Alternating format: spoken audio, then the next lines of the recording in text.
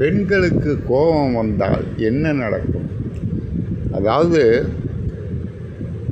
சராசரி பெண்களுக்கே கோபம் வந்தால் என்ன நடக்கும்? மகாபாரதத்திலே ஒரு சிறிய கதை. காந்தாரி தன்னுடைய 100 பேரில் 99 பேர் இறந்து போட்டாங்க. துரியோதனன் மிச்சான். துரியோதனனை காப்பாற்ற வேண்டும் என்று நினைத்தான் காந்தாரி. அவன் என்ன சொன்னான்? காந்தாரி என்பவள் மிகப்பெரிய பத்தினி. தன் கணவனுக்கு கண் தெரியாது என்று தெரிந்தவுடன் கல்யாணம் ஆவதற்கு முன்னால் தன் கண்ணை இறுக்கி கட்டி கொண்டான். அவனுக்கு கிடைக்காத இன்பங்கள் தனக்கும் கிடைக்கக்கூடாது என்று நினைத்தவள் அப்பேற்பட்ட பத்தினி.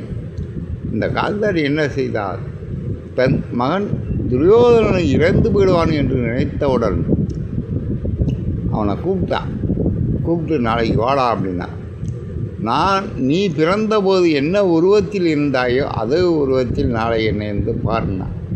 அவன் பார்த்தான், அம்மாவே சொல்லிட்டாளே அப்படின்னு சொல்லி ஆற்றுல குளிக்க போனான்.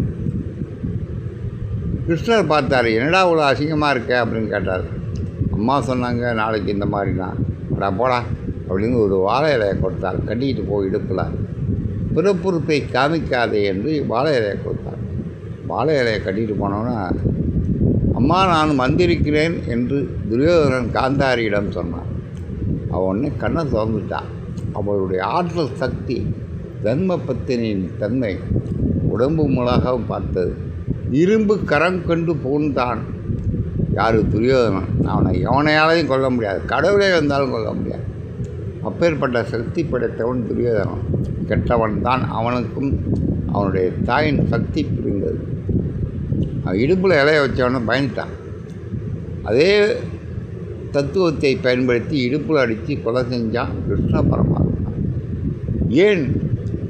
தர்மம் செய்யவன் வாழ வேண்டும், துரோகம் செய்தவன் அழிய வேண்டும். இதனுடைய உண்மையான விளக்கம் தெரியாமல் மகாபாரதத்தை படித்தவர்களே பல தவறான கருத்துக்களை சொல்லிக் கொண்டிருக்கிறார்கள். அறம்பெல்லும் பாவம் தோற்கும். ஏன்? தர்மத்தை செய்யாமல் துரோகத்தை செய்தவன் துரியோதனன், அவன் அழிய வேண்டும். இது இயற்கை நீதி. அதுக்கு தான் கடவுள் கிருஷ்ண பரமாத்மா தான் வாழை இலையை கொடுத்தாரு. இல்லாட்டினா அவன் வாழ வேண்டும் என்று நினைத்தால் அது சொல்லியிருக்க மாட்டான், அந்த ஐடியா கொடுத்துருக்க மாட்டான். இதை உலக மக்கள் மாணவர்கள் புரிந்து கொள்ள வேண்டும். அறம் வெல்லும் பாவம் தீர்க்கும். இதுதான் ஜெயலலிதா அம்மா அடிக்கடி சொன்னாங்க. தர்மம் வாழ்வுதனை சூதுக்கவும் மீண்டும் தர்மமே வேண்டும்.